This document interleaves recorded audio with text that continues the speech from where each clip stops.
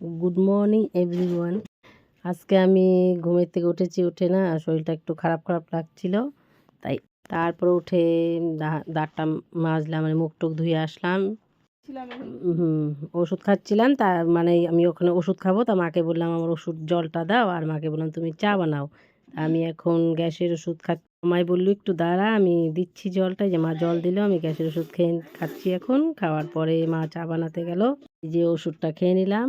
তারপর আমি আবার জল খেলাম, খেয়ে তা তো মাকে বললাম একটু গরম জল করতে, মা একটু গরম জল করে আমায় দিলাম, গরম জল খাচ্ছি। আমার পেছনে মা চা বসাচ্ছে।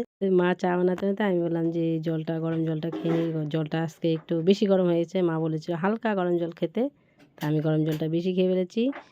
আর মা পেঁয়াজ কাঁচা লঙ্কা কেটে, মানে মুড়ি ছিল, মুড়ি ভাজা করেছে, মুড়ি ভাজা চা খাচ্ছি। আর বোন ওদিক দিয়ে সবজি কাটছে, সবজি টবজি কাটা মানে হচ্ছে। আমি, মা, বোন, বোনের মেয়ে সবাই মিলে চা আমার কাছে বললো কী সবজি কাটবে, এই যে পেঁয়াজের পাতা, বেগুন, বেগুনগুলো শুটকো হয়ে গেছে। এই যে আমার মানে শ্বাসের টানটা উঠেছিল, আমি একটু গ্যাস নিলাম, মানে ভাত বসিয়ে দিয়েছি, ভাত হয়েছে।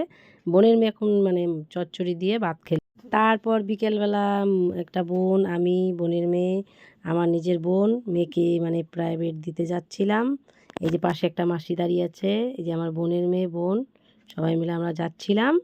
আজকের ব্লগটা এতটুকুই, দেখা হচ্ছে অন্য ব্লগে।